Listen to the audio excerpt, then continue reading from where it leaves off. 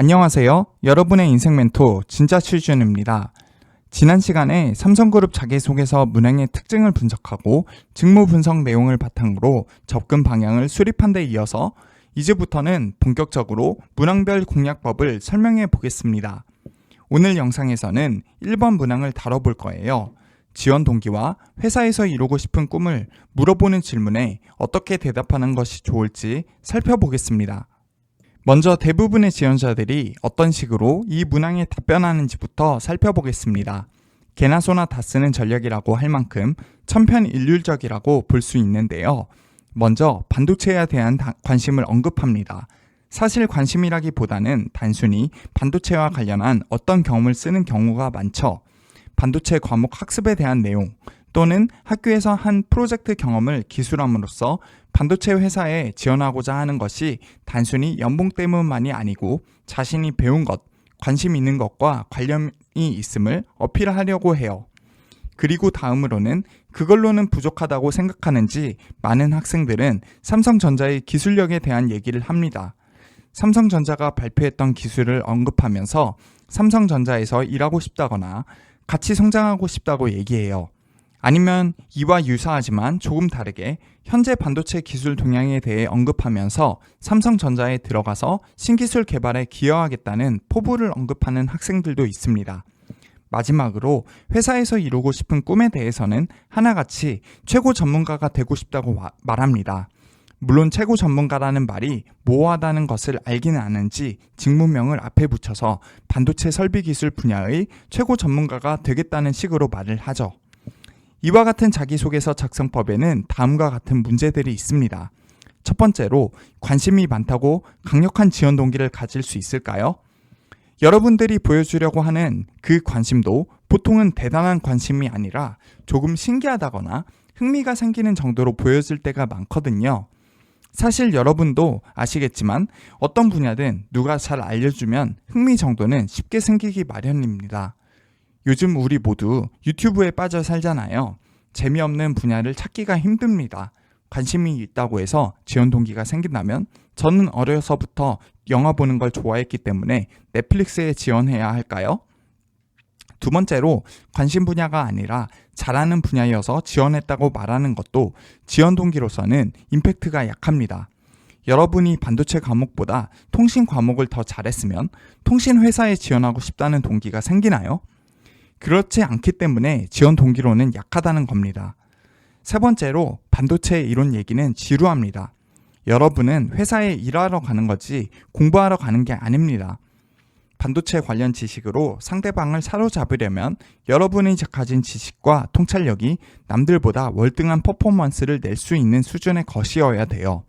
하지만 이처럼 자신있게 잘한다고 말할 만큼의 자신감은 없으니 관심도가 높다고 표현하는 데에 그치는 것이고, 관심도라는 것도 사실상 전공 수업과 전공 서적 또는 인터넷에서 누구든 얻을 수 있는 정도의 지식 몇 조각을 자기소개서에 옮겨 적는 것에 불과하니까 읽는 사람도 큰 관심을 갖지 않게 됩니다.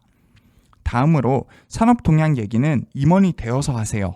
여러분은 입사 후에 하나의 반도체 공정 라인에 배치되어서 해당되는 설비들의 효율을 책임지는 것이 일이지 산업 동향을 살피며 기업의 향후 사업 방향을 모색하는 것이 아니거든요. 마지막으로 최고 전문가라는 목표가 모호하기 때문에 이를 보다 구체적으로 나타낼 필요가 있습니다. 그럼 어떻게 쓰면 매력적인 자기소개서가 될 수 있는지 제 솔루션을 전수해 드리도록 하겠습니다. 일단 지원 동기 부분입니다. 저라면 서도에 와야 하는 핵심 문장을 일하면서도 행복을 느끼고 싶어서 설비기술 직무에 지원했다는 의미가 담기도록 쓸 거예요. 이렇게만 말하면 여러분도 그렇고 자기소개서를 읽는 사람도 이게 무슨 말인가 의아할 테니 뒤따르는 문장들은 이 핵심 문장이 납득이 가도록 해줘야겠죠. 따라서 이런 내용들로 채울 겁니다. 먼저 모델링한 대로 설비가 정상적으로 작동할 때 큰 성취감을 느낄 거라는 얘기를 해줘야겠죠. 이 내용은 직무 분석에 활용한 삼성전자 유튜브 영상에서 나온 말이기도 하고 제가 그 영상을 시청하면서 생각한 내용이기도 합니다. 무슨 일이든 보람은 있기 마련이니까요. 하지만 단순히 이 성취감 때문에 취업이라는 인생 일대의 결정을 했다는 말이 설득력이 부족할 수 있다는 생각이 들어요. 그래서 이 성취감이라는 것이 제 인상에서 얼마나 중요한 것인지 보충 설명을 해줍니다. 저는 제 노력과 헌신이 팀에 긍정적인 영향을 미칠 때 보람을 느낀다고요. 더 나아가 제가 가지고 있던 취미, 축구하고도 연결을 시켰습니다. 많이 뛰는 만큼 힘들었지만 팀이 이길 때마다 큰 기쁨을 느꼈다고요. 이러한 전개를 통해 현재 희망하는 직무와 저희 취미인 축구를 연결시킴으로써 이 일에 대한 저의 열망이 얼마나 진심인지 보여줄 수 있습니다. 부수적으로 제가 이 일이 어떤 일인지 정확하게 알고 있으며 팀에 헌신하는 성향을 가졌다는 것도 동시에 어필할 수 있어요. 700자 중 이러한 파트의 내용은 최대 500자 정도로 작성하면 적당합니다. 보다 구체적인 직무 분석이 이루어져서 회사에서 이루고 싶은 꿈을 상세하게 기술할 수 있다면 지원 동기 분량을 좀 더 줄이는 것도 괜찮습니다. 어쨌든 여기까지의 내용에서 중요한 팁들을 몇 가지 전수하고 넘어간다면 첫 번째로 지원 동기는 나에게 이득이 되는 것이어야 한다는 겁니다. 관심이 있는 분야에서 일을 하면 그게 여러분들한테 이득인가요? 재미있을 테니 이득이 될 수 있을 거라고요? 그렇죠. 그러면 관심이 있어서 지원하는 게 아니라 재미를 느끼려고 지원한다고 하는 게 더 쉽게 와닿습니다. 내가 잘하기 때문에 지원하는 건 어떻습니까? 내가 잘해서 해당 분야에 지원한다는 건 엄밀히 말해 나한테 이득이 되는 것은 없습니다. 제가 잘하면 생산성이 더 높을 테니 나보다 회사에 이득이 되겠죠. 그러니까 저의 지원 동기라고 말하는 것은 논리가 빈약합니다. 두 번째 중요 포인트는 직무 분석이 되어야 지원 동기를 쉽게 쓸 수 있다는 것입니다. 저희가 프롤로그 영상에서 직무 분석을 같이 안 해봤다면 모델링한 대로 설비가 정상적으로 작동할 때 큰 성취감을 느낄 거라는 문장을 쓸 수 있었을까요? 기억하세요. 직무 분석을 하면 어떤 직업이든 장점들을 찾을 수 있으니까 지원 동기도 쓰기 편해집니다. 물론 더 중요한 건 여러분이 여러분의 인생 계획을 보다 주체적으로 세울 수 있다는 거겠죠? 세 번째는 핵심 문장의 내용을 납득시키기 위해서 이를 뒷받침하는 문장들이 필요하다는 점을 기억하세요. 핵심 문장만 있을 때와 뒷받침 내용이 하나가 있을 때, 두 개가 있을 때, 세 개가 있을 때 와닿는 정도가 확연하게 차이가 납니다. 그러니까 여러분도 상대방을 설득하기 위해서 논리적으로 쓰고 말하는 연습을 많이 해보셔야 돼요.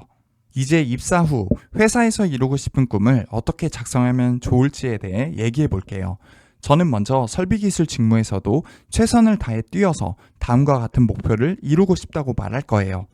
최선을 다해 뛴다는 건 앞에서 제가 즐겨한다고 언급한 축구를 떠올리게 합니다. 이미 말씀드렸지만 회사 일을 축구처럼 재미있게 할 거라는 인상을 주기 위한 것이에요. 그 다음으로 목표는 단기와 장기로 나누어 대답할 겁니다.